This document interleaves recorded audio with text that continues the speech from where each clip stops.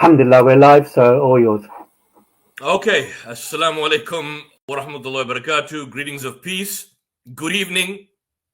This is Yusuf Ismail from the South African Debate Initiative. You're joining us this evening for a live stream together with my co-host from the United Kingdom, who's backstage, Muhammad Abu Shaib from the Coventry Faith Foundation.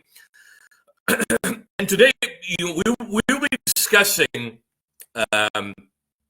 this particular report that has come out on the 7th of July, which was yesterday, 7 o'clock. Something we've been saying for a long time, but this anonymous individual, an Israeli soldier, essentially describing arbitrary killing and murder of civilians in Gaza. The interview was conducted, believe it or not, a rare on-camera interview. We're going to go to it by Sky News. And the soldier said, essentially, that the criteria of opening fire on civilians, in fact, depended on the specific commander. So for a long time, we've been presented the idea that these specific soldiers, if there's any kind of war crimes being committed, which now the former Israeli Prime Minister Ehud Olmert, in fact, confirms that they are war crimes, they always present these as aberrations and not as matters of policy. And our has been from inception that war crimes that you see being committed by soldiers, and that the general policy of genocide is in fact inherent, not just ideologically, but particularly as part and parcel of Israeli policy and engagement in Gaza. And as we traverse the weeks, as we traverse the days, week in, week out, day in, day out, you see evidence of that, more specifically where our position is now being vindicated. And those so-called detractors who used to take us to task over the years, over the past months, since at least about 2 years, since the commencement of this genocide, have fallen by the wayside. They've shut them out, they've kept quiet. So in this particular report, this is an Israeli reservist. He served 3 tours of duty in Gaza. And in this interview, he informed the interviewer that his unit was often ordered to shoot anyone entering areas that soldiers defined as no-go zones, regardless of whether they posed a threat. And this was a practice which he left civilians dead wherever they fell. So this was a shoot-to-kill policy. Whether it's a kid, whether it's a baby, whether it's a woman, whether it's a child, civilian, they kill. And he's not in any way biased towards Israel. He served and still serves in the Israeli Defense Force. He still serves. And he gives a quote that we have a territory that we are in, and the commands are, everyone that comes inside needs to die. If they're inside, they're dangerous. You need to kill them. So if there's a pregnant woman, you need to kill them, no matter who it is. So the soldier spoke anonymously, and he said that troops were killing civilians arbitrarily. They opened fire on civilians, and this depended on the corridor. The soldier, by the way, is a reservist in the IDF's, or the Israeli terrorist squad's, 252nd Division. He was posted to the Netzarim corridor. Netzarim, by the way, was a settlement, an illegal settlement in Gaza before 2005. So they call that area the Netzarim corridor, somewhere I think in the middle. It's a narrow strip of land through central Gaza, and it runs from the sea to the Israeli border. It was essentially designed to split the territory and allow Israeli forces to have greater control from inside the Gaza Strip. So he makes a point that when his unit was stationed on the edge of a civilian area, soldiers slept in the house. Imagine this. They slept in the house where they kicked out, which belonged to displaced Palestinians, visible boundary around it. So there's not it's not officially basically where they inform people that, look, these are officially marked. These people don't know. This is an invisible boundary that defined a kind of a no-go zone for Gazans. To quote him, he says, in one of the houses that we had been in, we had the big territory. This was the closest to the citizens in the neighborhood with people inside. There are people inside this house. And then there's an imaginary line that they tell us all the Gazan people know it and that they know they are not allowed to pass it. And he asks the question, how can they know? How do they know? So people who crossed, they were shot dead. These people were shot dead. He says it's pretty much everyone that comes into the territory. And it even might be, for example, a teenager riding his bicycle, a mother with a child, both are killed. So they kill the mother and they kill the baby. Remember this, they kill the baby as well. These soldiers, these bastards, kill the baby. That's why when we presented in the past babies and children with bullet wounds to the head, all that is being vindicated now live by these soldiers, confirming what we've been saying for all this time. He stated that there is a prevailing belief amongst the troops that everything must be killed. So the commanders don't in fact discuss anything about civilians, nothing at all. You're not told about the humanity of the civilians. It's just poor people. And the criteria is on the commander, who's on the invisible lines that are drawn, and on the commander who dictates that, look, they need to be killed. So these are not soldiers, or what we call themselves, aberrant soldiers acting outside the ambit or the cause of duty of Israeli policy. These are individuals that are acting on the basis of command responsibility. The soldier recalled an incident of a man crossing a boundary, and then he shot. Another man came to get the body, and then it was found that the person would be captured. You have another situation. Someone goes, he's shot. Somebody else comes to look and find the dead man or pick up the body of this person who's been murdered. He's shot. So everyone who crosses this imaginary line is killed. He said it's like a kind of a Wild West. It's like a Wild West. So he says we don't feel mercy for them. We don't feel any kind of mercy for them. These people, and he makes a point. He says, I think a lot of them felt like they were doing something good. I think the core of it, that in their mind, these people aren't innocent, meaning the IDF do not view these Palestinians as innocent, so they murder them. So I want to basically show this particular documentary. This is this report. I'm gonna share the screen so that people see what we in fact dealing with, and the level of sickness amongst these soldiers who just shoot to kill, who are now confirming that they murder. Israeli soldiers from the IDF confirm that they are ordered and instructed to murder civilians, something we've been telling for all this time. So the idea of human shields and a mistake, or the denialism that we've been hearing, human shields, mistake, denialism, all that rubbish has fallen by the wayside. So when you listen to this, this is the discussion and the interview that was basically shown on Sky News. And let's see if Brother Muhammad can play. Muhammad, do we have this on the screen? Is it there? I just want to see if we are there. Let me go to my studio and yeah, let me go and play this. And sit back. It's a 5-minute interview, but I think it's instructive that people see in this situation. I'm going to make this as loud as possible so that people can hear. I'm going to up the amp and the volume on my side, and sit back and watch. And by the way, what these individuals do. War is kind of think Listen to this everything guy. in war is kind of messes you up. It is rare to hear Israeli soldiers speak openly about their time in Gaza. But after 3 tours of duty, this reservist says his conscience won't let him stay silent. Every commander His conscience won't let him stay silent.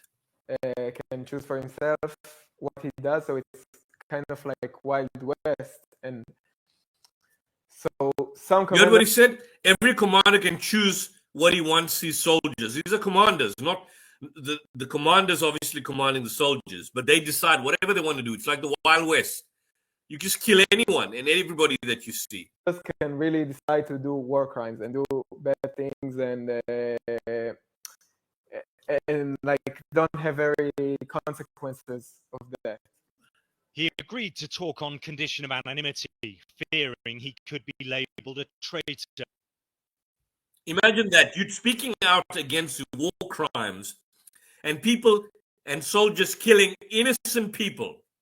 These soldiers are in fact killing innocent people. This guy is speaking out against it. And what's the penalty? What's the penalty for this? He could be labeled a traitor. He could be labeled a traitor for what he's doing. He could be labeled a traitor. Look at this. He was serving in Gaza, where he was stationed in the homes of displaced Palestinians. I think you can't be in this scenario for so long and not like normalize it and not like kind of you lose your mind, and then killing is more and more normalized, and you See what he says, killing becomes more and more normalized. It's become normal in Israeli society amongst the IDF soldiers. Killing is normal. This is what Israeli society is all about. Kill, kill, kill. Murder, murder, murder. The makeup of the modern day Israeli state, the makeup of the modern day Israeli state is a state based upon murder, killing, rape, and slaughter. That's what Israeli society stands for. And if you are defending that, anyone out there who's defending it, then you are sick in your head. You are satanic, you are evil, you are sick, you are adopting a position which is totally and utterly indefensible. And so we challenge you to come on these platforms to challenge us, if you want to, in terms of how you defend these positions. You can't see the problem in it. He was first called up on October the 8th, the day after the Hamas terror attack. And it didn't take long before he had serious concerns. Near our territory, that Gaza citizens tried for a few days. They came there trying to steal like metals and solar panels and stuff like that, so they could sell it and have some money. Like for sure, but because it was like in the territory that they are not supposed to be in. He says for sure there were no terrorists over there. For sure there were no terrorists over there, but it was because it was in the territory that they were supposed to be in. So and it also varied between days, but some days they what's known as the Netzarim corridor, a key Israeli military zone created during the war that cuts across central Gaza, dividing the territory into north and south, giving the IDF greater control. They don't really talk to you about civilians that may come to your place.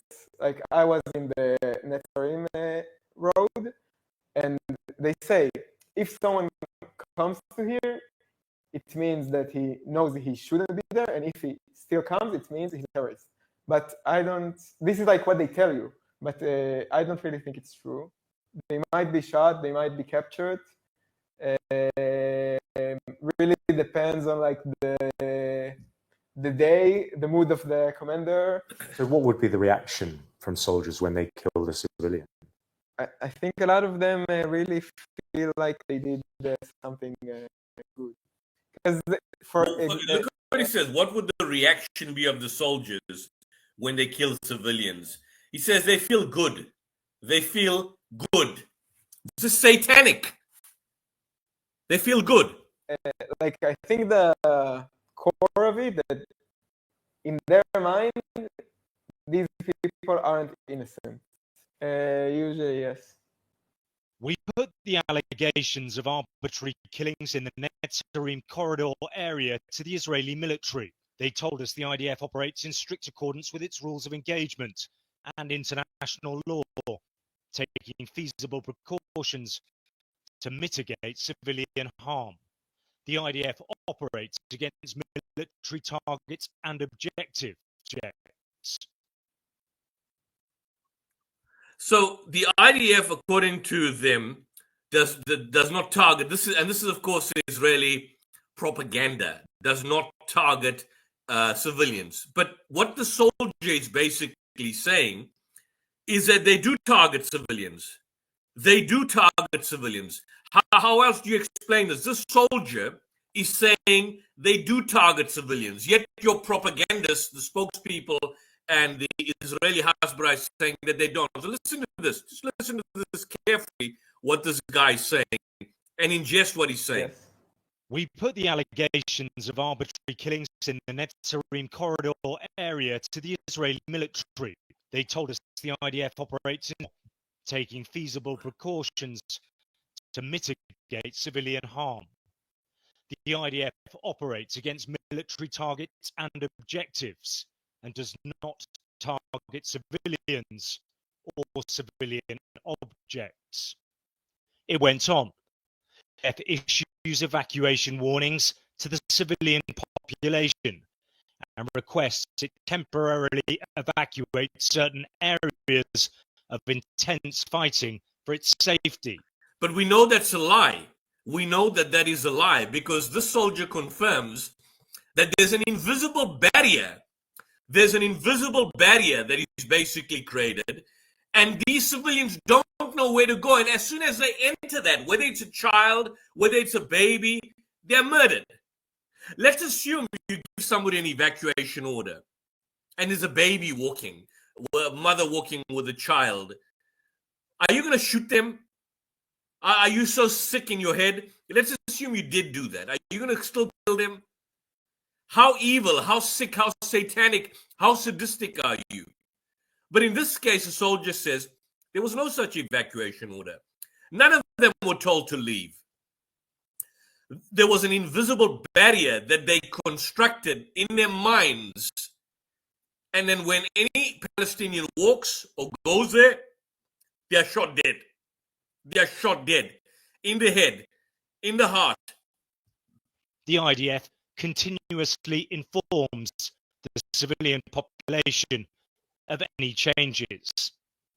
Reports and complaints regarding the violation of international law by the IDF are transferred to the relevant authorities responsible for examining exceptional incidents that occurred. Okay, so during here's the thing. They stated that these particular reports are handled. What's the actual? Let's go back to what the suggestion is. Here we are. Let's just go here. Reports and complaints regarding the violation of international law are transferred to the responsible of October 2023, October 2024, and soon October 2025, coming up in a couple of months' time. We're now July, August, September, October, 3 months. It'll be 2 years since the genocide. Has there been any IDF soldier that has been prosecuted, charged, or convicted for the crimes that have been committed? Anyone? Even the rape that we saw in that dungeon several months ago. You remember when we played those videos of IDF soldiers raping Palestinian detainees? None of them have been convicted. None. Absolutely none have been tried. None have been prosecuted. What are you talking about? Because this is part and parcel of policy. A murderer, a person who murders, is not going to place himself on trial, will he? for somebody else to do that. When Nazi Germany was engaging in the Holocaust, they didn't go and tell the world, look, we are killing people for the sake of killing. From their perspective, the Jews who were staying there and the Gypsies and the Roma, these were the enemy of the state. So they were eradicated enemies. Nobody knew about the gas chambers and what had happened at Dachau and Auschwitz. Nobody knew about that until much later when the Allies came in. So nobody's going to say that, look, we've done wrong. So why would you expect the IDF to go and try their own kind when this is inherently part of policy? This is what government policy is: killing, murder, and committing genocide. During the war. This is just one soldier's account. He says he's speaking out now out of moral duty. Kind of feel like I took part of something bad, and so I think it's like I need to counter it with something good that I do, and I hope that by So kudos to this guy here. He's a reservist. We can't say all of them are bad. I mean, there have been many over the years. That the horror of what he is doing, the horrific nature of what is happening in Gaza is of such a level that he's compelled to speak out against it. What else can he do? I mean, he's the leaders, the world leaders, all of them are staying silent. What else can this guy do? What else can he do? speaking of it, it can change like how things are being done. And I think a lot of people, if they knew exactly what's happening, they wouldn't it wouldn't go down very good for them, and they won't agree with it. Alex Rossi, Sky News, Jerusalem. Wow, so that's a Sky News report. That's actually the Sky News report. How do you process this? How do you actually process this now, in terms of what is basically happening? And so the point being made is that you have this report where essentially they are stating that they are told to shoot on command. They were scavenging, including, once when people were scavenging scrap metal and solar panels nearby. They were told to murder them. They were told to shoot them. If they're inside, they're dangerous. You need to kill them, no matter who it is. They might be shot, they might be captured. It depends on the day, it depends on the mood of the commander. Mood of the commander, whether someone should live or die. I mean, how sick are you? The mood of the commander that you decide who has the right to live, who has the right to end. Israel has to be disbanded. Israel has to be destroyed. Israel has to cease to exist. We're calling for the total and utter elimination of the state of Israel. Interpret in whatever way you want to, but this state cannot continue to exist at all. At all. And despite all of this, the IDF still tries and wants to create, after the cat is outside the bag, after the cat is let out of the bag, the IDF is still claiming that it's operating in strict accordance with the rules of engagement and international law in relation to this. Imagine the gal. Imagine the gal in relation to that, the nerve, the audacity behind that. I mean, how much more insane, how much more sick can you be to basically justify this specific position? I mean, there's no way out of it at all in relation to this. No way out. No way out. And so you now have a situation where almost every single genocide scholar, and I want you to check the names, is unanimous that Israel is committing a genocide in Gaza. There was a Dutch investigation on the 17th of May, 2025.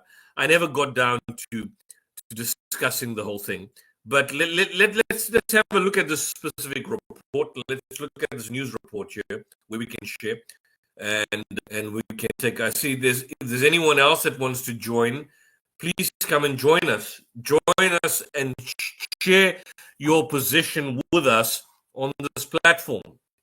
There is a link out there. Click on the StreamYard link and join us. We want to hear from you. So here's a report. Top genocide scholars are unanimous that Israel is committing genocide in Gaza. A growing number of the world's leading scholars basically believe. Let me just expand this so that people can see and make this slightly bigger. Is that clear? Is that much more clearer? Yeah. Okay, that's more clearer. That people see this. That Israel's actions, in fact, in Gaza constitute genocide, according to an investigation by a Dutch newspaper. The paper interviewed 7 renowned genocide and Holocaust researchers from 6 countries, including Israel, all of whom described the Israeli campaign as genocidal. Many said their peers in this field shared the same assessment. There's, for example, the Israeli researcher Raz Siegel. He told NRC, the Dutch newspaper NRC, and this is the Dutch version of it. If I click on that link, he says, "Can I name someone whose work I respect who does not think it is genocide? No, there is no counter-argument that takes into account all the evidence. No counter-argument." Professor Ugur Omid Angor of the University of Amsterdam and NIOD Institute for War, Holocaust, and Genocide Studies says that whilst there are certain researchers who say it is not genocide, I don't know them. He doesn't know any of these people, who these people are. The Dutch paper reviewed 25 recent academic articles published in the Journal of Genocide Research, the field's leading journal, and found that all 8 academics from the field of genocide studies see genocide, or at least for a field in which there is no clarity about what genocide itself exactly it is. Leading human rights organizations have also reached a conclusion, and we discussed this. I may just show you the Amnesty International report. In December 2024, Amnesty International became the first major organization to conclude that Israel had committed genocide during its war in Gaza, while Human Rights Watch more conservatively concluded that genocidal acts have been committed. Albanese, the UN Special Rapporteur, authored 2 reports last year. Have a look at that. We discussed it on these streams that genocide was taking place. Here are the individuals. Let's just go to these individuals. I think they are there. We've got here Melanie O'Brien, president of the International Association of Genocide Scholars, told NRC that Israel's deliberate denial of food, water, shelter, and sanitation was a key factor in the determination that the military campaign was a genocide. For all scholars interviewed by NRC, what ultimately influenced their assessment was a holistic view of the situation, the totality of the conduct, and the sum of all war crimes together. The scholars also refuted claims in Western public debate that Israel's military campaign is solely aimed at defeating Hamas. So those liars out there, those propagandists, of course, some ignoramuses that have come on this program that state that Israel's military campaign is aimed at defeating Hamas. Well, the reality is that every single academic and genocide scholar says that that is not the case. That is not the case. And the fact is, the reality of the situation, that there are clearly misunderstandings in terms of how law is defined, how genocide is defined, and clearly this idea that there is no explicit plan to annihilate the population, or that the entire Gaza population has not been killed, that is not your basis for refutation. You see, people make the claim that why don't they kill everybody in Gaza? Firstly, if you drop a nuclear weapon on Gaza, kill yourself as well, because Gaza is within the reach of Tel Aviv. It makes no sense. Secondly, you don't need to kill everybody. As in, you're such an idiot.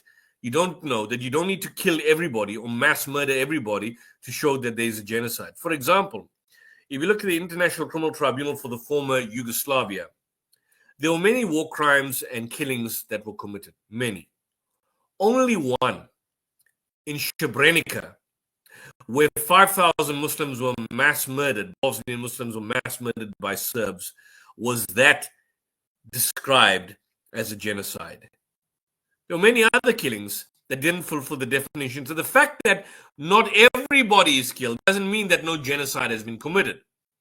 In Rwanda, not everybody was murdered. Doesn't mean that genocide was not being committed. So these genocide scholars make the point. Yeah, here, and they make the argument of not 5,000, 8,000 Bosniak men in Srebrenica is legally represented as a genocide, despite being smaller in scale than the Holocaust. Melanie O'Brien, that's the chair. She's the actual chair, president of the International Association of Genocide Scholars. This lady here, she says it's a genocide.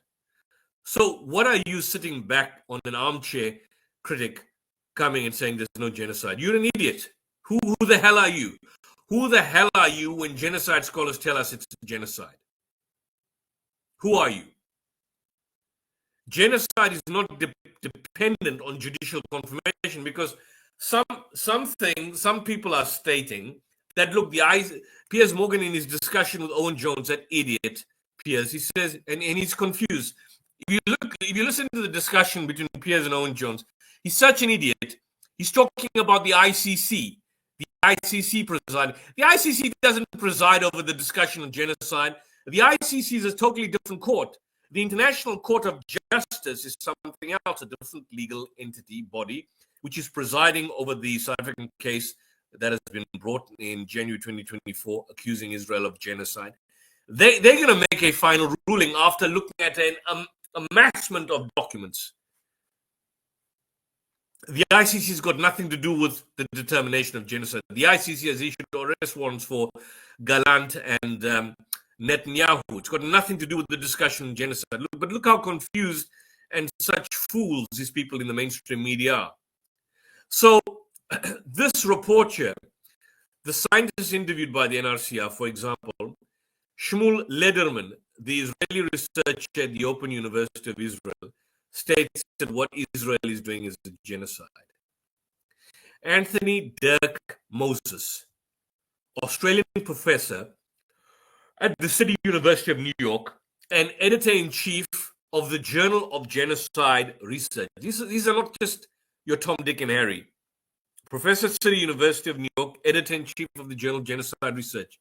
He says it's a genocide.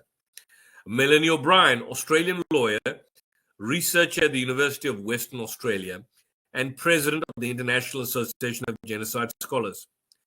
She says it's a genocide. Raf Siegel, Israeli genocide researcher at Stockton University in New Jersey, United States. He says it's a genocide. So now, why would the Israeli genocide researcher, whose specialty is on Holocaust studies and what happened to Jews in the Second World War, why would he say it's a genocide? Why? Explain that. Martin Shaw, a British professor at the Institute Barcelona d'Estudis Internacionals, emeritus professor at the University of Sussex, and author of the book, What is Genocide? This is a textbook. What is genocide? He says what Israel is doing is a genocide. Ogur Amit Angor, Dutch professor at the University of Amsterdam and the NIOD Institute for War, Holocaust, and Genocide Studies, he says it's a genocide. Iva Vukusic, Croatian genocide researcher at Utrecht University, that's in Germany, I believe. He says it's a genocide. So if all these scholars and genocide researchers are unanimous that excuse me, that Israel is committing a genocide,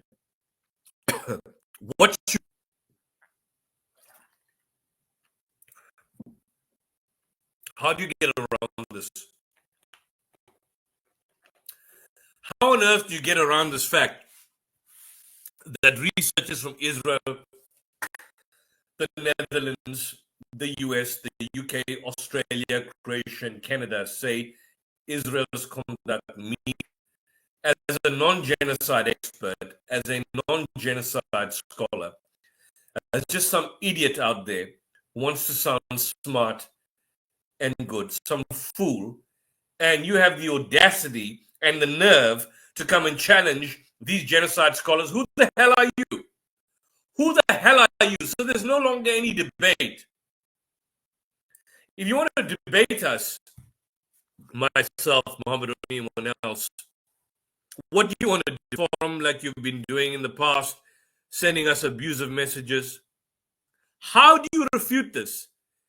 As an nincompoop idiot sitting in your chair, wanting to come on, get abusive, you know nothing about the law, know nothing on international law, know nothing about the Israeli-Palestinian conflict, know nothing about the Israeli genocide in Gaza, know nothing about genocide studies. What makes you such an expert to come and refute what these scholars are saying? I'm not a scholar. I'm not a genocide expert. I'm a lawyer, but I'm not a genocide expert. I'm not an international lawyer per se.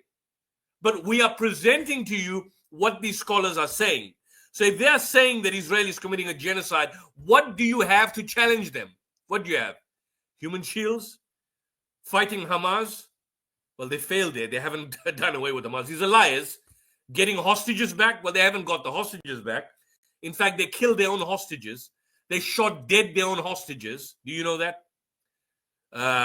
Wanting to supply food to the Gazans? Well, no, there are death traps being set. GHF is nothing more than a death trap. So who are you? Who are you at the end of the day to basically come and make these kind of suggestions in terms of the fact that you want to claim that Israel is not committing genocide? Who are you? Who are you? This is the 10th of March 2025. Look at the pictures. Palestinians freely flee Israeli tanks in southern Gaza. I think that hasn't been shown. Let me just try and open it because I got a different screen. So I'm going to stop the presentation and then let me share this. Let me share my screen so people know the gravity of what we're dealing with here. Here we are. Here's the screen. Mohammed, we've got the screen here now. Let's show the screen here. This is it. And this is the... here we are. Israel's warned Gaza. What is the meaning of genocide? The crime of all crimes has been committed in Rwanda, the Ottoman Empire, in Cambodia, among others. The Khmer Rouge. Is it now happening in Palestine? This is a question from Middle East Eye. In 2023, South Africa accused Israel of genocide before the ICJ. In the meantime, international human rights groups, scholars, and UN experts have come up with their own judgments that the genocide is. And by the way, this piece is in March 2025 when 48,000 people were killed. Now, the figures are much more. The figures were between the 7th of October and March. The figure at this particular juncture, far, far more, I think 60,000. So when you look at the definition of genocide, the definition of genocide is the destruction or the intent to destroy in whole or in part a national, ethnic, racial, or religious group. It's a crime of all crimes. The worst of crimes that you could be committing is genocide. The mental element, that's the intent. The actus reus, the prohibited acts, those should be basically existent. The intention is specific to destroy in whole or in part a national, ethnic, racial or religious groups. South Africa, in its case of the ICJ, showed all. They showed all.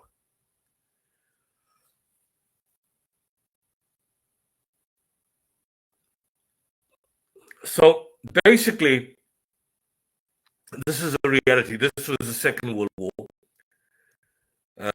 This was the scholar Raphael Lemkin who invented the term genocide, came up with the legal term of genocide, but essentially killing members of the group, causing serious bodily harm. 5 steps: deliberately inflicting on groups conditions of life calculated to bring about its physical destruction, and imposing measures intended to prevent births within the group, forcibly transferring children to another group. And this is real. This was the Armenian genocide, by the way. Individuals have been committing.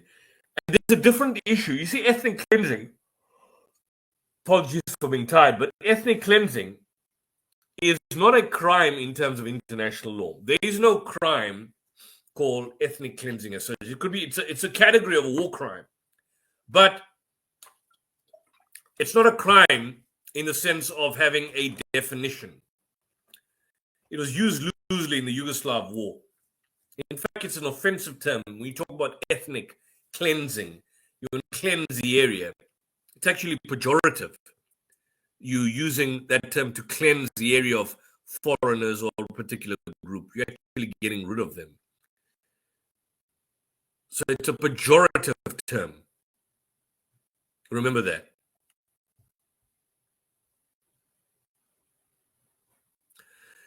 So this is the reality in terms of what we have. I want to share what we had discussed just basically this past weekend about these soldiers shooting and killing, the GHF soldiers shooting and killing contractors, shoot and they massacre. I just want to see if I can possibly get maybe another alternative report, not Al Jazeera, but this was a report that, let me see if I can show you something on CBS News. CBS News probably covered this. Let me see if I can share this from CBS News and see what it says. We showed the Associated Press report. Let's see if CBS News basically will show this. And here we are. The Gaza Health Ministry, run by Hamas, reports nearly 100 Palestinians were killed over the past day by Israeli airstrikes and shootings. Nearly half were killed on their way to get food from an American-backed aid organization.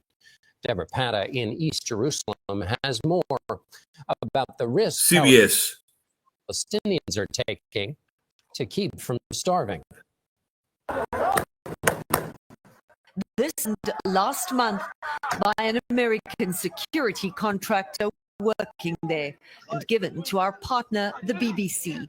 Thousands of Palestinians herded into a long fenced-off corridor and forced to battle it out for food amid bullets and stun grenades. The contractor explained there was machine gun fire from a watchtower and shots from a nearby security guard.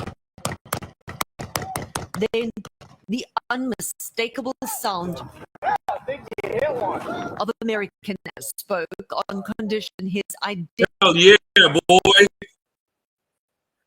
See that this is unmistakable. Unmistakable.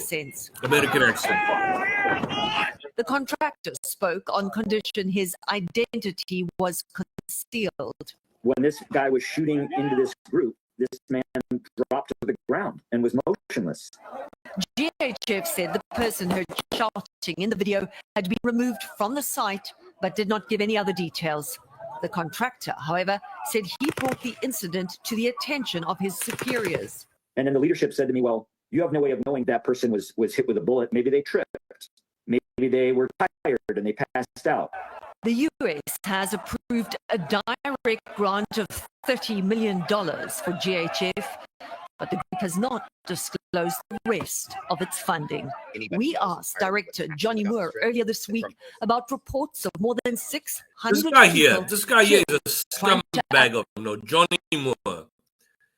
You know who Johnny Moore is? We're going to find out. I'm going to show you who Johnny Moore is shortly. Well, he's a guy that's running GHF because the original director left. He says he cannot be part of the system that is destroying and killing people and logistically creating an impossible situation. So Johnny Moore is a guy behind this running this aid at their sites. And yet every single day we wake up to, in the West, or our team is operating, simultaneously in the Middle East, to this piece of disinformation that is just without any scrutiny whatsoever, while we're facing all the scrutiny in the world. But the contractors said they were given. Deb, aid organizations that know how to distribute aid say that the Gaza Humanitarian Foundation is not doing it correctly. What are their specific complaints? Well, John, GHF only has 4 aid sites. There used to be 400, and this forces aid seekers into a narrow chokehold to collect food. They walk long distances, often returning empty-handed. And other groups like World Food Programme send registered recipients a text message to say they will be distributing in their area. Critics also say GHF has weaponized food and it's used as a bargaining chip, essentially to force mass displacement, as the sites are all towards the south of Gaza, with none in the north, John. So that's it. These are these guys. When this guy was shooting into this group, this man dropped to the ground and was motionless. So this is this. Now let's just see who these guys that are actually running the show of GHF. You want to know who the guys? Let's see who the so-called humanitarian is that is running the show. I'm gonna open up the Wikipedia. Let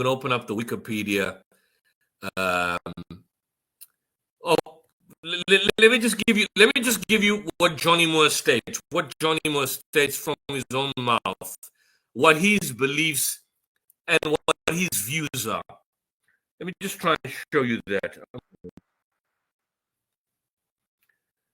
I'm just going to share what Johnny Moore says. Who Johnny Moore is, then you'll get to know the guy who's running the Gaza Humanitarian Foundation. Johnny Moore. Yes, he is speaking. This is who he is. Johnny Moore. Let's share that. Have we got this on the screen? Sit back and listen to who this guy is. This guy is he's a notorious thug. Thank you, Rabbi Chairman. I consider Los Angeles a second home, but I'm here this time for a particular reason. While so many universities have become anti-Semitic, to hear that I had the privilege of moderating a panel discussion between Rabbi Ari Berman of Yeshiva University and my dear friend Jim Gash, who's the president of Pepperdine University in Malibu, America's highest ranked Protestant school. And President Gash was unequivocal in his condemnation of anti-Semitism, his recognition of Hamas. He pledged to make sure any Jewish student studying at Christian Pepperdine University would not only be safe, but feel welcomed.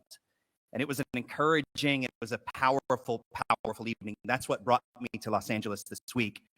But I come here to Sinai Temple this morning for a different reason altogether, actually 2 reasons. First, amidst the horror that unfolded on October 7th and the subsequent explosion of anti-Semitism that we're witnessing, I want to make one thing clear to you and to every member of the Jewish community, wherever they are, anywhere. I am not Jewish, but you are not alone.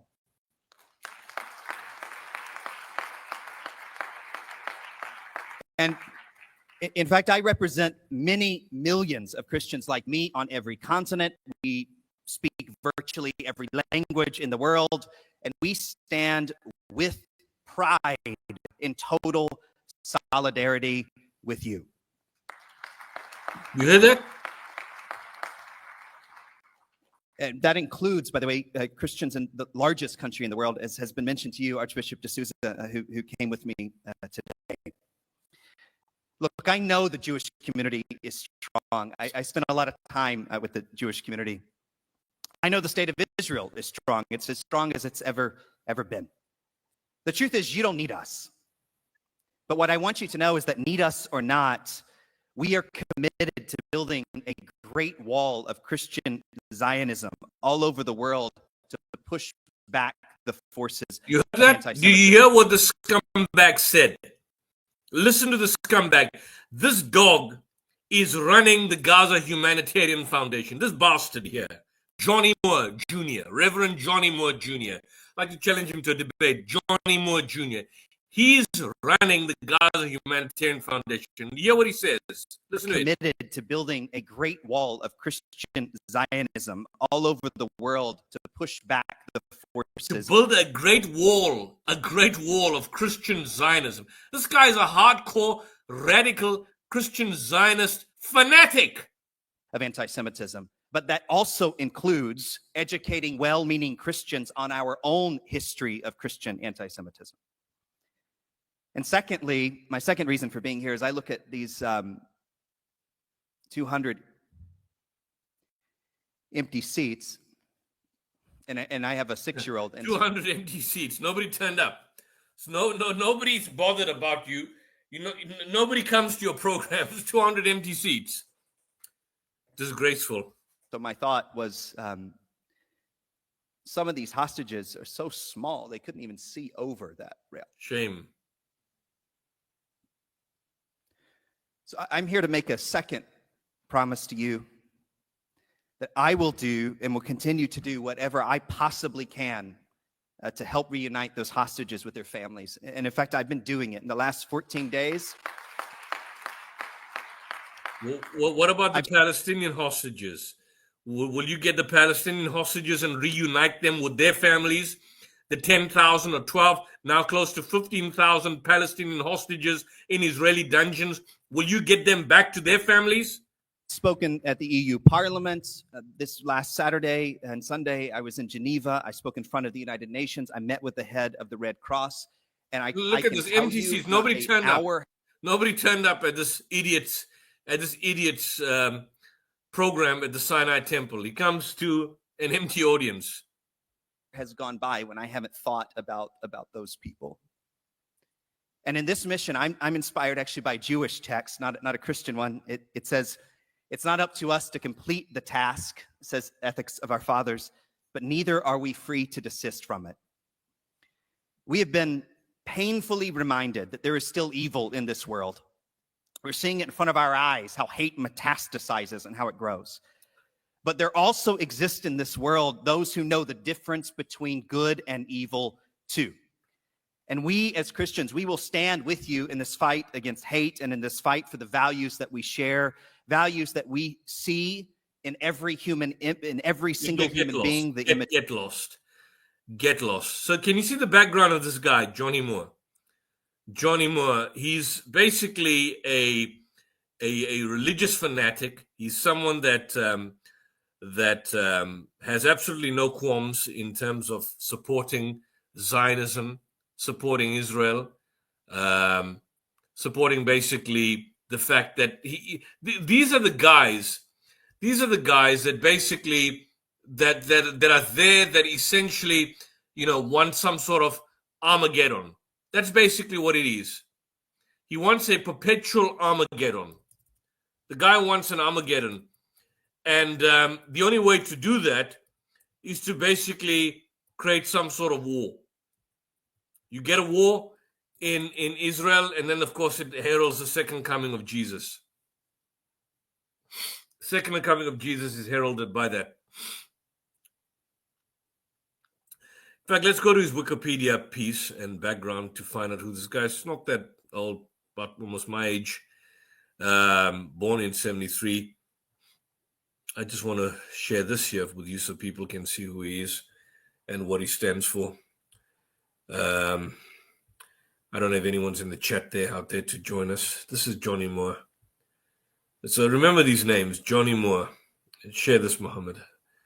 is an American evangelical businessman. American evangelical businessman who founded the Kairos Company, public relations firm. Moore is a commissioner for the United States Commission on International Religious Freedom. He was senior vice president for communication at Liberty and often served as Jerry Falwell's assistant during his travel. That says a lot. I mean, these are not even people that you can discuss and debate. These are right-wing Christian fanatics. Right-wing Christian fanatics. Well, of course, he loves the Crown Prince.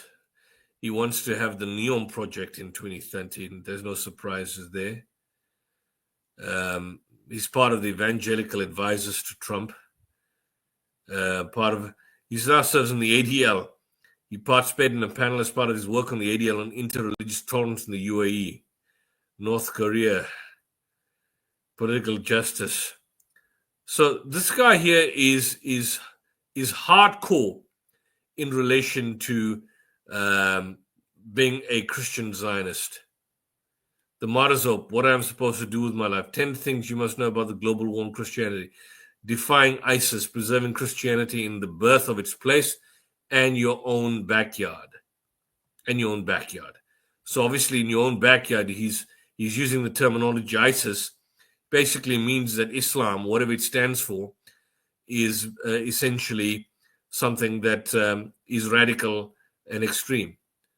This Gaza Humanitarian Foundation was founded by an individual who was at some point the chair, and that chair actually left. Since the start of the war, you have a situation that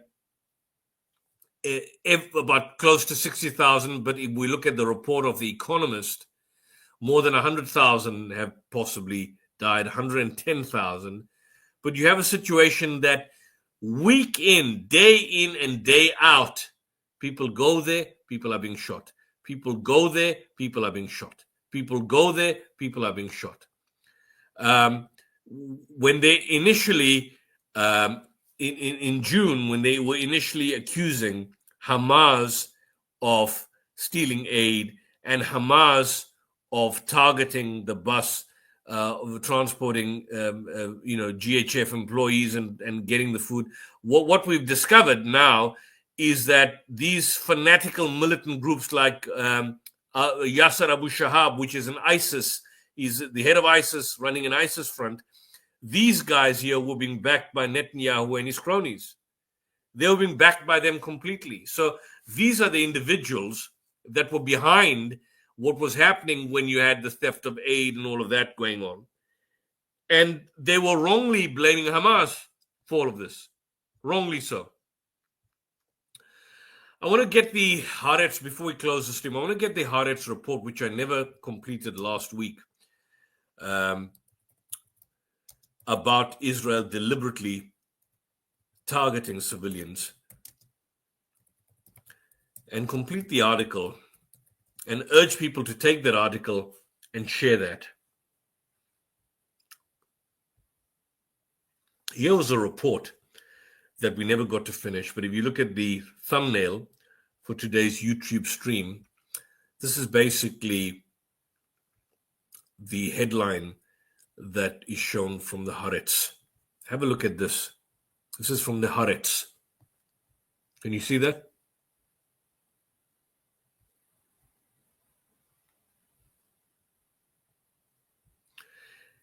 IDF, it's a killing feed. It's a killing field. IDF soldiers ordered to shoot deliberately at unarmed Gazans waiting for humanitarian aid. Let's go down in this article. If you go down here, Israeli soldiers told Haaretz that the army has deliberately fired at Palestinians near aid distribution sites over the past months. Deliberate. No human shields, no mistake. One soldier described the situation as a total breakdown of the IDF's ethical codes in Gaza. According to the Hamas-run, well, again, they must mention health ministry in Gaza, 549 people have been killed in year 8 centers. They were not accidental killings. And in areas, and even if there were accidental killings, how do you justify 1,000 people? How do you do that? Over 4,000 have been wounded, but the exact number of those injured or killed by the IDF is unclear. Haaretz has learned that the military advocate general has instructed the IDF's staff fact-finding, a body task, to investigate suspected war crimes at these sites. Well, we know what's going to happen with regards to that. In a statement release, of course, Benjamin Netanyahu and Katz have described it as blood libels, not surprisingly. The Gaza Humanitarian Foundation, this is what was thrown at Bahar, as the circumstance of the founding's establishment is murky. It has been known to set up by Israel in coordination with U.S. evangelicals and private security contractors. So now you heard that guy, Johnny Moore Jr. What's his ideology? What is Johnny Moore's ideology? The head of the Gaza Humanitarian Foundation. He's a Christian Zionist. He's a fanatic. He's allied and close friends with Trump and Netanyahu. The people who are committing the genocide, you think he wants to help Palestinians?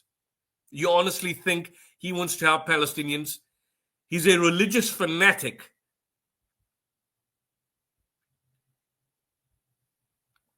The GHF operates 4 distribution sites, 3 in southern Gaza, 1 in the center. On most days, only 2 are open. How do you feed 2 million people with 2 sites open? How? How do you feed them? How do you feed them?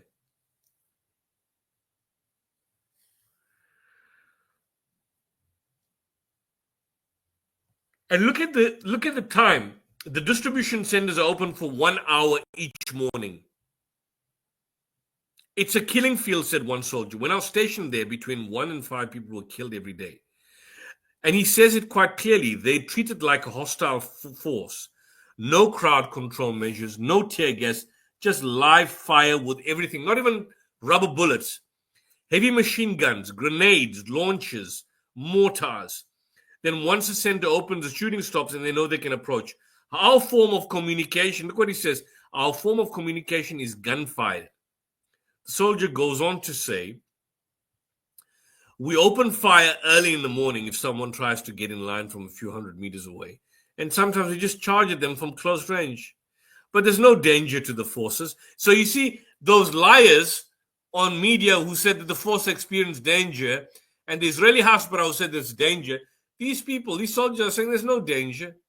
There's no danger. He says, I'm not aware of a single instance of return fire. There's no enemy, no weapons. He also said the activity in his area of service is referred to as Operation Salted Fish.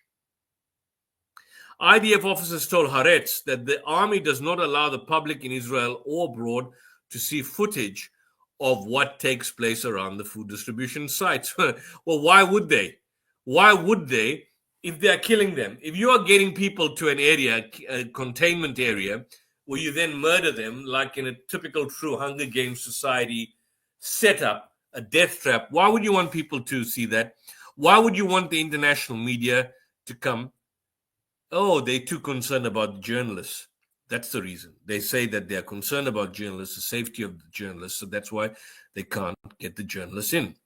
Well, these bastards have killed the highest number of journalists in modern-day warfare, in modern-day wars, since the 1990s to now.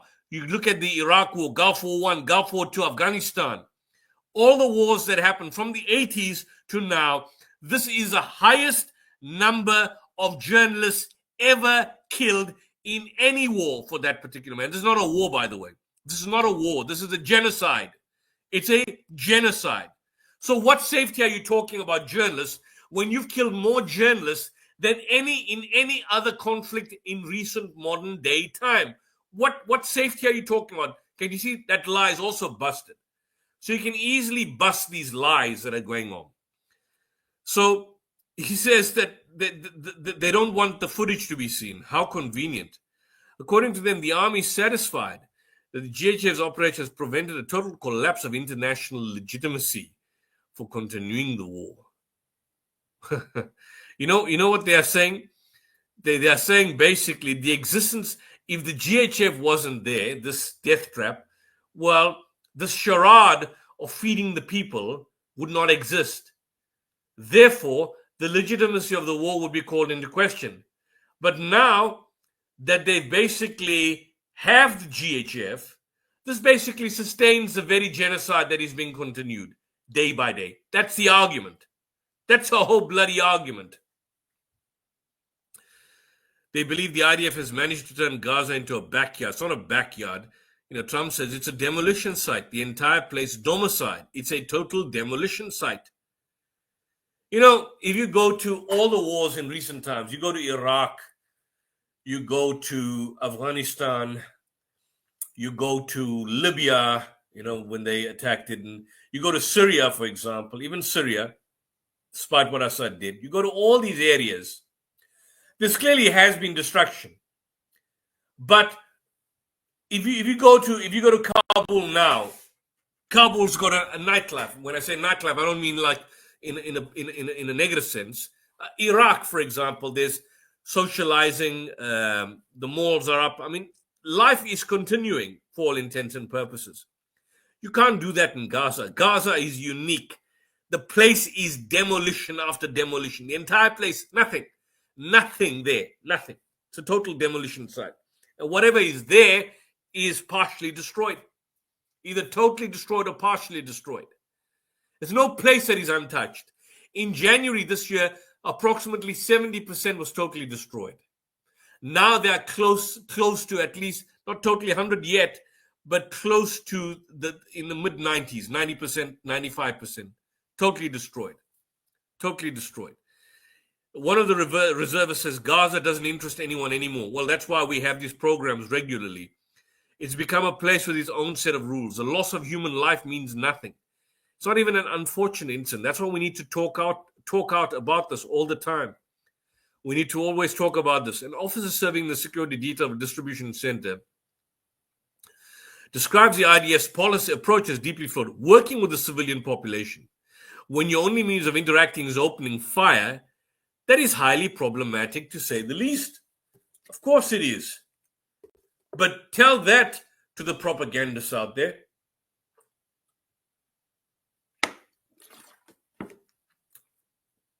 It's neither ethically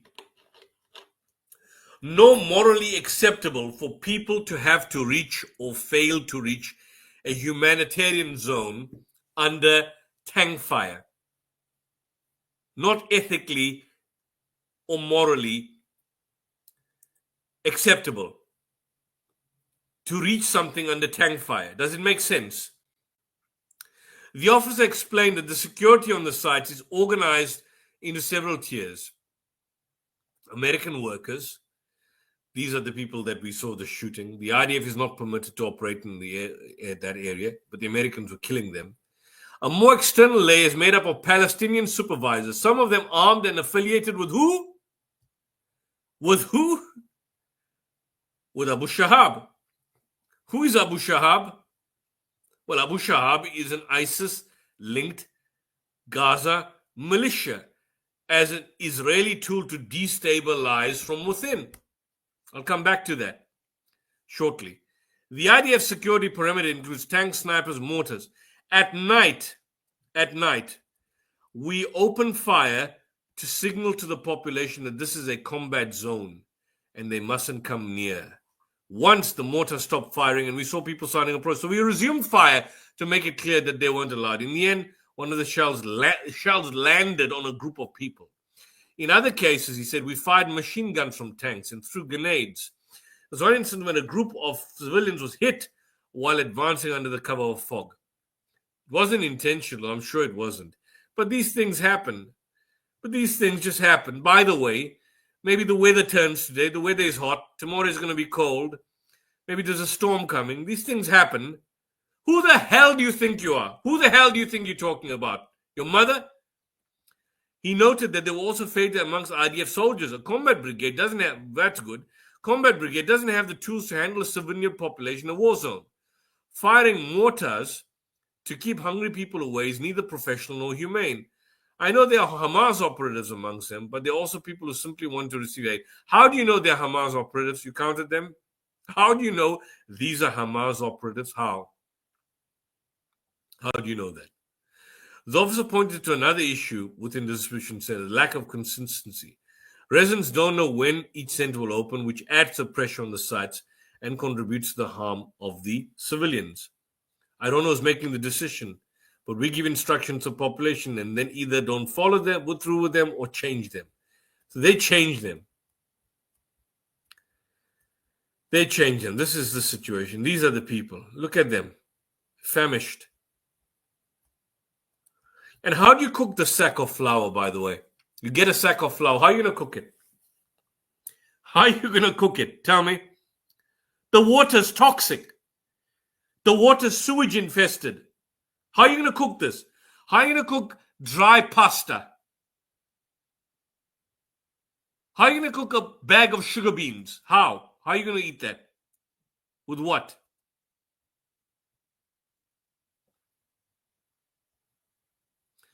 In order for the contractors to protect themselves from what? There's no return fire. A shooting incident breaks out and people are killed. How euphemistic. Incident breaks out. The guys are shooting them straight. These are areas where Palestinians are allowed to be. We're the ones who moved close and decided they endangered us. So for a contract to make another 5,000 shekels and take down a house, it's deemed acceptable to kill people who are only looking for food.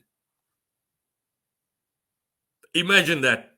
Kill people for 5,000 shekels.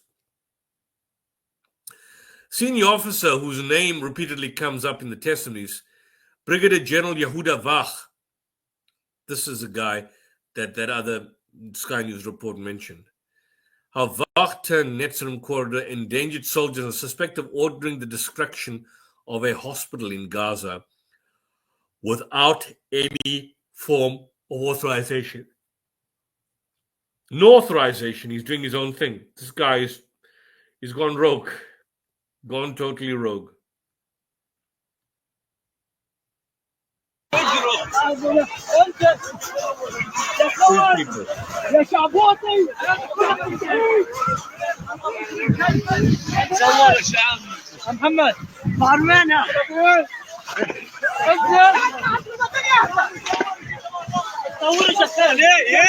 الله يسخطك الله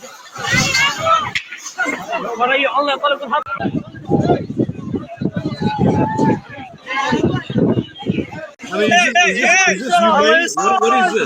What is this?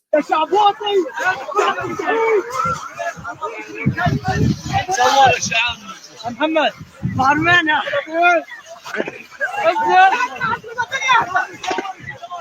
طور الشخصية الله يسخطك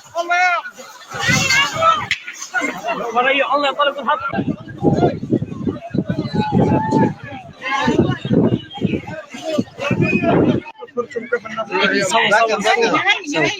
العلامة بتاعت الغار ايش هذا المرتبة؟ صلصة صور هذه مين اللي استلمها؟ By the way, some of the material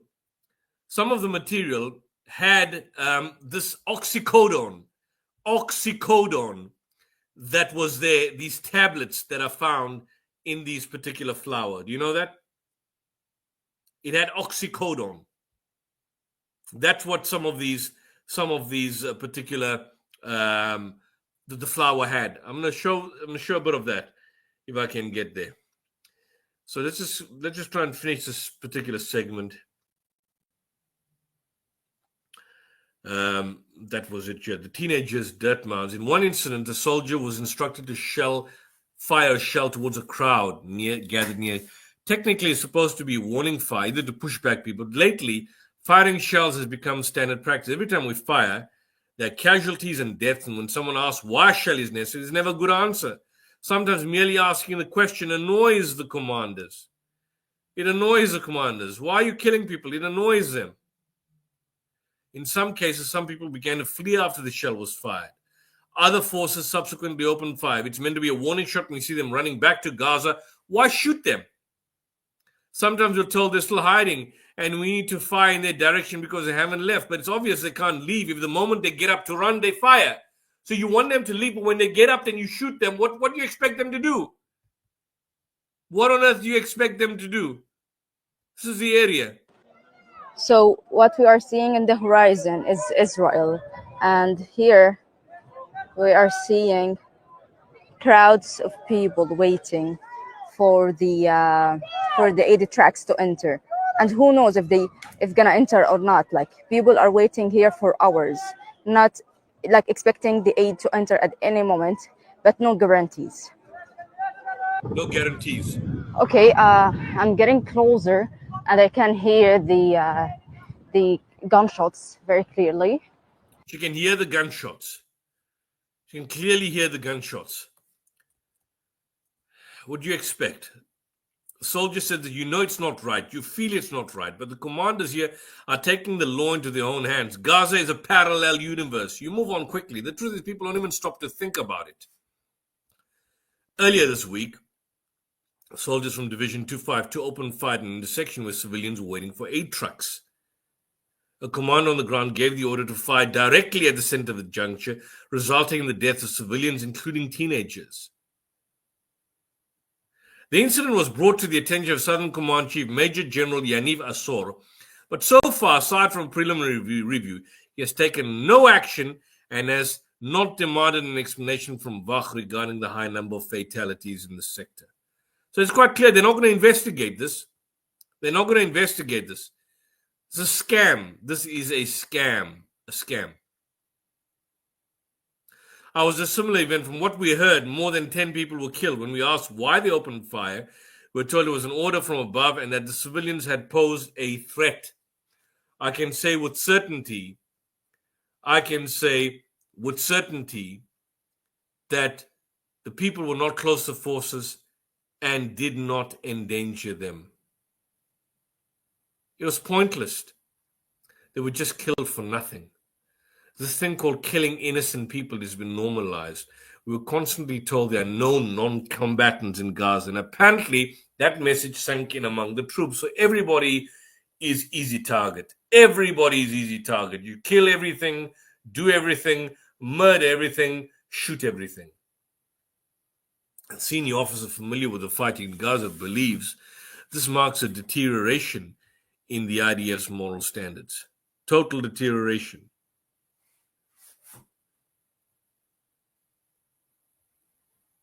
Israeli army recognizes operational failure at the Rain base, but it's not a moral one. So according to him, my greatest fear is that shooting and harm to civilians in Gaza aren't the result of operational necessity or food judgment or poor judgment, but rather, as I've been saying, the product of an ideology held by field commanders, which they pass down to the troops as an operational plan. What is that if not clearly genocide intent? What is that? What on earth is that? So it's not, you see, they try to excuse, for example, the people like Smotrich and Ben Gvir. They say, well, look, these are radicals. Yes, they are radical in their positions, but this is now basically flowing right down to the commanders. And the soldiers are confirming this. In recent weeks, the number of fatalities near has risen. June, I mean, we're now obviously in July. And they're killing. So the moral aspect is certainly, no one stops to ask why dozens of civilians looking for food are being killed daily. Is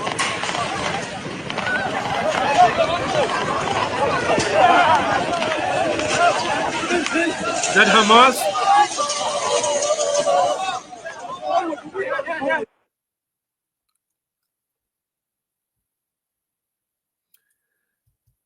This is basically what you're dealing with. The fact that live fire is directed at civil, whether with artillery, goes against everything the army is supposed to stand for. Why are people collecting food being killed just because they step out of line or because some commander doesn't like that they're cutting him? Why have we reached a point where a teenager is willing to risk his life just to pull a sack of rice off a truck? And that's who we're firing artillery at? That's who we're firing artillery at? In addition to IDF fire, military sources say some of the fatalities near the aid distribution centers were caused by gunfire from the militia that the army supports. According to one officer, the IDF continues to back Abu Shahab, the Abu Shahab group, and other factions. There are many groups that oppose Hamas. Abu Shahab went several steps further. They control territory that Hamas doesn't enter, and the IDF encourages it. The IDF encourages this.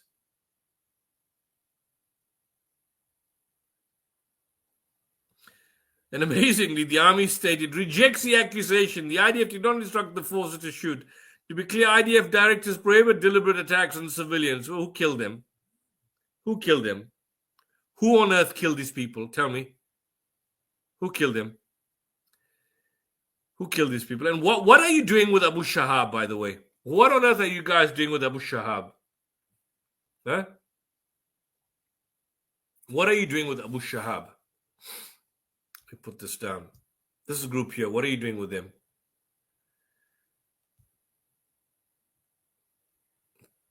Let me try and get rid of the advert.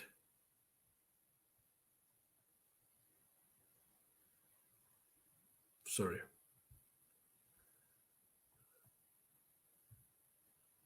I'm trying to get rid of that advert. I don't know, for some reason it's still there. Yeah. Here we are. It's more clear. Palestinians, what does the heading state? Palestinians see ISIS-linked Gaza militia. Let me just try and get this clear because this advert keeps on coming. Palestinians see ISIS-linked Gaza militia as an Israeli tool to destabilize from within. From within. I just want to get, I don't know, these pop-ups just seem to be coming. Bangkok, nobody wants to go to Bangkok, but I think this is essentially from there. I'll try and get this. There's a way to get this. I can't get rid of this rubbish. So if they're allowed to keep Gaza Foon, this is the organization Palestine. Why would Israel basically do business with ISIS? Amid the crumbling buildings and shattered streets of Gaza Strip, a new threat is emerging, not from Israeli airstrikes, but from within. A shadowy militia led by convict named Yasser Abu Shahab has begun asserting power in areas where Hamas's civil governance has collapsed. Dubbed by some in Gaza an Israeli agent, Abu Shahab's group, reportedly trained and armed under the protection of the Israeli military, is sowing chaos in an already devastated society. Looting aid convoys, that's what they're doing, attacking civilians and eroding what remains of the Strip's fragile social fabric. So why would Israel arm ISIS? Why would they do? Well, how Israel trained and armed an ISIS-linked Gazan militia? This is an ISIS-linked Gazan militia. Why would Israel do that? This is from the Haaretz, people. This is from Haaretz. Why would Israel do that? Israelis Benjamin approved the secret operation to support a Palestinian militia to guard the humanitarian aid. Imagine that. The Gaza GHF. So they're working with the GHF. So ISIS is working with a Christian right-wing Zionist fanatic. Imagine that. Johnny Moore Jr., he's working with ISIS. Can you believe the cynicism behind this? Can you believe the cynicism that is behind this? Total cynicism behind this. With these four supposedly, what's wrong with that? With these four supposedly innocent words, Benjamin Netanyahu caused additional damage. This is how Netanyahu reacted last week to Avigdor Lieberman's revelation that Israeli security staff has been operating an armed militia in Gaza whose personnel are affiliated with ISIS. They're with ISIS. Netanyahu accused Lieberman of revealing a state secret, But by confirming the information, the Prime Minister himself became an accomplice. This may hamper any future efforts by Israeli intelligence services to recruit agents and collaborators, because they wanted this secret. They want this private. They want this private. These are the guys here. We showed them in the past. ISIS.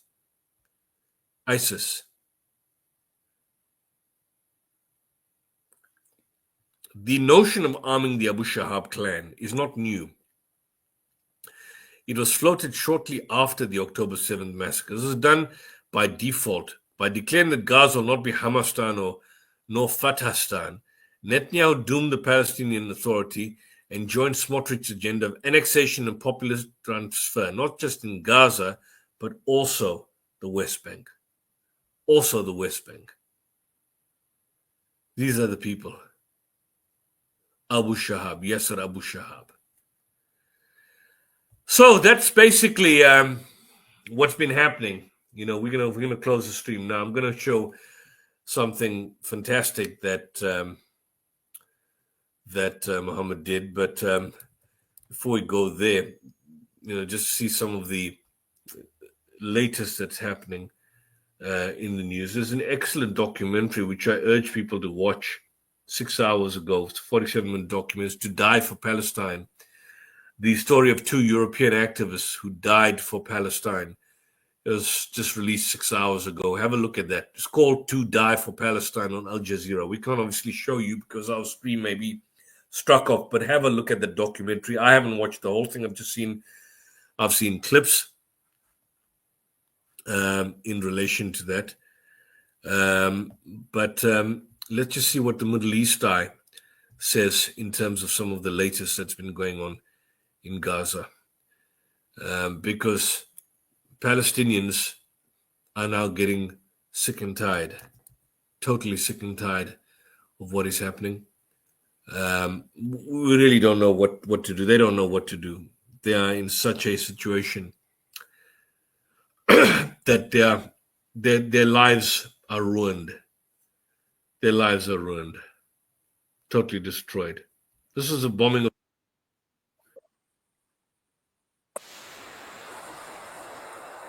This was the 8th of July. I thought it was some time back. Let me just show this to you. I want to show this to you. This is a bombing of a school just a few days, and we've seen so many images. They look almost the same. This is a bombing of a school that happened just 2 days ago. In fact, not 2 days ago, it happened now. This school bombing took place now, if I'm not mistaken. Let's see, when was this? Have a look at this. 8th of July.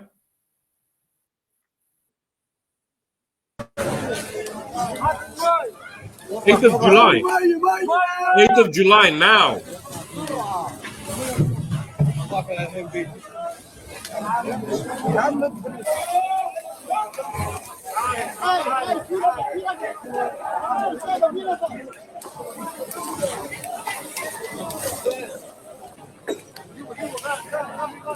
Right now.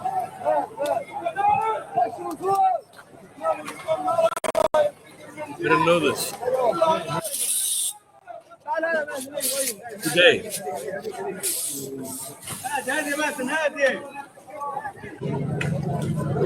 Look at the destruction.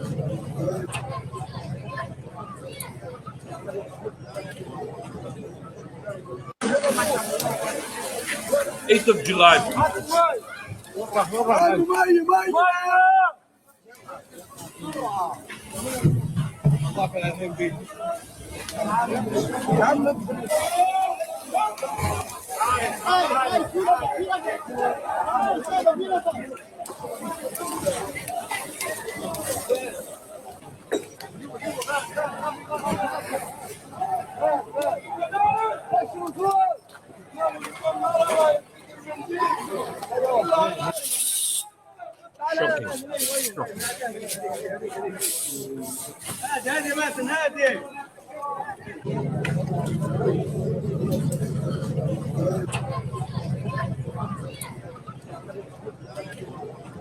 So if you think there's no genocide, then there's something clearly wrong with you. If you think there's absolutely no genocide, then there's something wrong with you.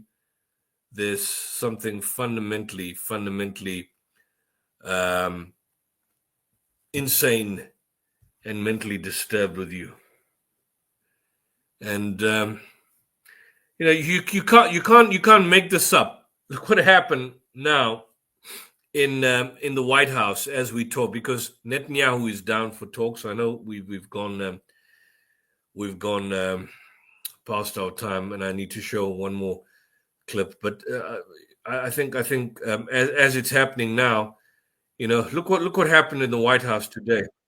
He's forging peace as we speak. He's forging one country peace in one region after the other. So I want to present to you, Mr. President, the letter I sent to the Nobel Prize Committee. It's nominating you for the Peace Prize, which is well deserved. And you should get it. Thank you very much. This I didn't know. Wow. Thank you very much. He's forging peace as we speak. Forging in peace. one country in one region after It's the other. it's an So, inversion I want to of present to you, reality. Mr. An President. inversion of reality. Now, what do you say? This is an inversion of reality. Nominating him as peace. Fareed Zakaria, Lords, and this guy's another scoundrel, scumbag. By the way, are you familiar? You guys are familiar with these Muslim figures that have been meeting with Israel Katz? You familiar with that? رسالتنا إليكم Look at this. أننا نحبك ونحب هذا الشعب العظيم. خليك. ورسالة أخوة. رسالة ذلك دعواتنا أن يعود الرهائن إلى بيوتهم آمنين سالمين. إن شاء الله. وأن كذلك الأبرياء في غزة يكفي معاناتهم. ما عانيتموه بعد 7 أكتوبر سيادة الرئيس ليس حرب إسرائيل مع حماس، وليس حرب ضد حزب الله، حزب الشيطان وقوى الشر، ولكن هي حرب بين عالمين. أنتم تمثلون عالم الأخوة، عالم الإنسانية، عالم Look what this animal tells him. He says, you selling cats, this bastard cats, you represent the world of you can't make this up. You can't make this up. أنتم You represent the world of brotherhood. He's telling Israel Katz, you represent the world of brotherhood, the president. تمثلون عالم الأخوة، عالم The الإنسانية، world of humanity, the world of love, عالم المحبة، عالم الديمقراطية، the world of democracy, the world of freedom. عالم الحرية. אתם אנשי רוח, אנשי אמונה, אנשי דת. יש לכם מסר חשוב מאוד. You know who was behind this? You know who was behind this? Noor Dahri. I had a discussion with Noor Dahri many years ago. This guy is a hardcore Israeli supporter. Noor Dahri. He's a fanatic. He's a fanatic, a Zionist Muslim fanatic. From jihadist to Muslim Zionist, a personal, we've had people who are Muslim Zionists that we've dealt with. We haven't had people as bad as this guy here. This guy is the worst of the lot. Here's he here. Have a look at this. Don't want to even show some of his material. If we can just share that on the screen, Mohammed. If we can share that on the screen. Here we are. Yeah, look at this guy here. Look at this guy here. From jihadist to Muslim Zionist, everybody's a jihadist. Everybody's a jihadist, strangely enough. Son of Hamas, that scumbag, he was a jihadist too. Musab Hassan or something like that. I'm a Muslim Zionist. Here's why. Noor's diary. Meet Noor Dahri from London. He's in your town, Mohammed, nearby you. Originally from Hyderabad. Add him to learn him, ask him more. Interview with Noor Dahri. The Pakistani Noor Dahri. What's he doing here at the Wailing Wall? I'm a Muslim Zionist. Here's why. Nur Dahari. That's his name. הוא הגיע לישראל לכנס נגד טרור במרכז הבינתחומי STARE. A study from ICT, International Institute of Counterterrorism. So obviously, yes, I can say I have some strong tools which I can sit with extremist people and I can try my best to radicalize them, because I know the tools what extreme clerics use them to manipulate their way from a peaceful life to extremist life. Amazing. And you were recently here in Israel. How do you see the conflict here, and how do you see Israel? Well, I was in Israel that was completely different, because the people, the media, international media, they show the image of Israel to the world is totally negative, though I knew the things through this image of Israel to the world. Brainwash his children, I believe so, as his wife. I had him as a Facebook friend some years back, Nur Dahri. In fact, who was it that brought to my, that also took umbrage at it? Bassam Zawadi. You know Bassam Zawadi, the Muslim debater that hosts some of the programs with Paul Williams. I think he's also familiar with this clear nutcase, Nur Dahri. World is totally negative, though I knew the things through the study, though I knew because of my writing stuff, I have interacted with the people. But obviously, once you are not physically in the land, you cannot feel the things you can once you be there. So when I was there, it was a great honor for me. The International Institute for Counterterrorism, they invited me to deliver the speeches. And get lost, get out. We've had Israeli soldiers talking about openly and deliberately killing people, and you are coming as some sort of hero, Muslim Zionist. Who the hell do you think you are? You make me vomit. You make me vomit, wanting to vomit and get nauseous just listening to this kind of garbage. In any event, I just want to basically end the stream. There is a program that Brother Muhammad from the Commentary Faith Foundation, he had a shahada today, fantastic. I think it's basically, it's a one for 24 minutes. So I'm going to open this and I'm going to share this with you so all of you can watch this. The fact that people are learning and they're accepting the faith despite the inherent Islamophobia that's happening in the United Kingdom. People are in fact accepting the faith daily. And I think that's what we take it. So let's leave on a positive note this evening. And I just want to share this before I basically end this session. I apologize for the adverse out of my control. That was the first time we met. We're checking online. Sound is a bit not too good. Yeah. And I think you're right about it. Can I just get the mic, please? Thank you. I think you're 100% right about Muhammad, that he was a second messenger. Yeah. Otherwise, how could the word know about Jesus? How could they know about the True. I'm going to put the camera on myself, all right? It's not going to be on you, okay? 1 second. I don't get too intimidated by getting into Yeah, that's good then, mashallah. You're a strong individual. So what's stopping you from becoming a Muslim then? Well, I think it's the age. What age? My age, because it's also the fact that I'm choosing between baptizing and Muslim, which is for my family. When I was discussing with them, because I told my parents, look, they have the same aspects, they have the same word as we have, and they were like, you're 100% right, but we have there's some differences, like for example, my uncle was a really big baptized. Okay. Assalamu alaikum, Yusuf. If you want to forward it, you can. If you're in a rush to go, feel free to forward it. Yeah. And also he can heal. Yeah. And he's a healer. Sure. And my grandma as well. She's a singer. She sings.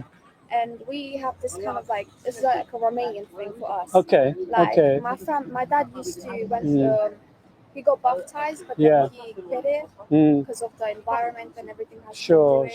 And my family will decide one day that we all get baptized and follow God's rule. But in Norway, because we don't, they don't think that Jesus is the God.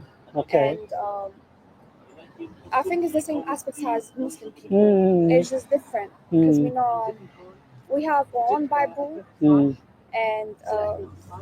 it's quite hard for us to like. We were taught since we were like kids. Sure. And it's kind of hard to change like Mm. everything. But to be honest, you know, when it comes to baptizing, I think that verse is at the end of Matthew. That verse when it's saying that you can talk in tongues and so forth, that is not original verse. It was added on later. It's not in the original manuscripts. And there are many people, even within Islam, who can recite the Quran. It's called ruqya. Ruqya is like if somebody's ill and not feeling well, you can ask somebody to read the Quran over them, or you can even read it yourself. And in the Quran, it says that it can actually heal you. The Quran can, when you recite it or listen to it, can actually heal you from any illnesses or magic or any possessions and you know, like evil possession. So I actually think that you are a Muslim. It's just that you got to testify it, and it's really simple to testify it. If I'm a Muslim, that means that many people my age and my religion are, because they believe the same thing I do. Mm-hmm. There's a difference between English people. And Yeah. There's a big difference. Can I just say what the English translation is of the testification of faith? Can I just say it? That's fine. All you have to say to become a Muslim, I'm saying English, but if you say in Arabic, then actually you enter the fold of Islam. But in English is that I bear witness that none has the right to be worshipped except Allah, which is common sense, right? Where you only believe in one God, and you believe that Muhammad. That's all word for God. Like we believe that we only should worship God. Yeah. And you have it in Quran as well. Muhammad, can you turn the camera this way, please? Yeah, please. Yeah. Just like this. Yeah. Is it a level? Yeah, perfect. So yeah.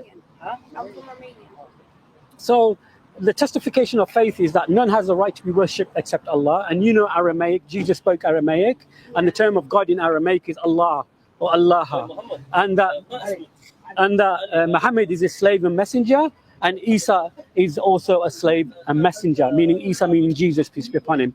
If you say that, you are in the fold of Islam. And I actually think in your heart, you already are a Muslim, but you just got to say it.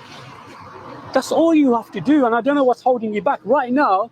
If you don't, like, I'm not forcing you or anything like that, but you're in that situation now where you're fixed at a particular destination, and either you come this way or you're going to stay on that way. And you know that way is not the truth, meaning the way you are on now. And Islam is the truth. My advice to you, sister, is take the Shahada. At least it gives you that key. And then you carry on whatever the journey that you're doing. That's my advice to you. Do you understand what I'm saying? And then slowly you start learning. How does that sound to you? Well, you're a very strong person. Because to be honest, I've been here quite a few times. I'm thinking, where's Francesca? Where is she? Where's she gone? And you are a very strong female, and there's not many people like that.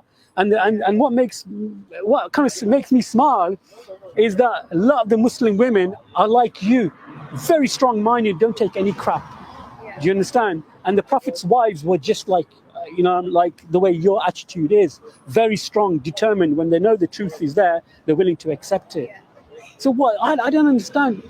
Okay, listen to me. This say in English. If you say in Arabic, then you formally become a Muslim and you are in the folds of Islam. So if you repeat it after me, how does it feel when you do say it in English? So I bear witness. None has a right to be worshipped except Allah, and that Muhammad is a slave and messenger. That's it, and then you become a Muslim. So if you say in Arabic, you become a Muslim. Do you want to say it in Arabic? We can try. Muhammad, come here, brother. The sister's going to say the Shahada in Arabic. You could do it. No, come, I want you to be a witness. This is Brother Muhammad, this is Brother Ali. So, okay. So, Ashhadu an la ilaha illallah wa ashhadu anna Muhammadan abdahu wa rasuluh. Now you're a Muslim. You're gonna say in English as well. She's already did it in English. Should I say it good? You said it perfectly. Thank you. Now you're a Muslim. So my advice to you, sister, all your past sins now are forgiven. You've come with a clean slate now. Sorry. Brother Muhammad, you carry on advising the sister? No, you carry on. sure? You carry on. Sorry, one second. No, it's not. Ali, you know, So that's fantastic. In terms of that's our good friend, my friend Mohammed from the Commentary Faith Foundation, getting a shahada, getting a declaration, basically a declaration of faith, where you are now stating that you are submitting yourself to the will of God. You are declaring there is none worthy of worship except one God, the one and only God. You're testifying to that, and that Muhammad is the last and final messenger of God. Amongst a long list of messengers, he's a servant and messenger of Almighty. It's a simple process, no baptism, no water baptism, nothing along that particular line. And so that's our brother Muhammad, who has been in the background with us from the Commentary Faith Foundation, on which channel this has been streaming on. And I just picked up that the lady's name is Francesca. Well, that brings me that, besides, of course, introducing her to Islam, and of course, we're going to certainly give her, and, I'm sure you will give her Islamic material in the Quran itself, possibly, to introduce her to her namesake's research on the Israeli conflict, Francesca Albanese, and her works and discussions on the genocide that's been happening in Gaza. And inshallah, her journey is a pleasant one, and one that will basically open her pathway and inshallah find solutions to whatever challenges she may have in society. So that's quite an inspiring engagement that we've seen out there. It is pretty late in South Africa. I didn't know we were going to go this late, but that's what happens on weekday evenings. Weekday evenings are sometimes problematic. We will be continuing this segment again shortly. You will be seeing me over the next couple of days, and of course, as the weeks go on, we will continue to keep you updated as and when information comes out. And subscribe, like, share both this channel, the Commentary Faith Foundation, and the South African Debate Initiative YouTube channel, on which this live stream will obviously be uploaded on. So share and like both channels. If you don't know the other channel, just go to YouTube, type in South African Debate Initiative. It'll open the channel, like, share, and subscribe that. And this is obviously going to be uploaded there as well. So from me and my good friend and co-host, Mohammed, till next time, Assalamu alaikum wa rahmatullahi wa barakatuh. Greetings of peace. And wherever you are, have a pleasant evening, or a pleasant morning, or a pleasant afternoon. Till next time.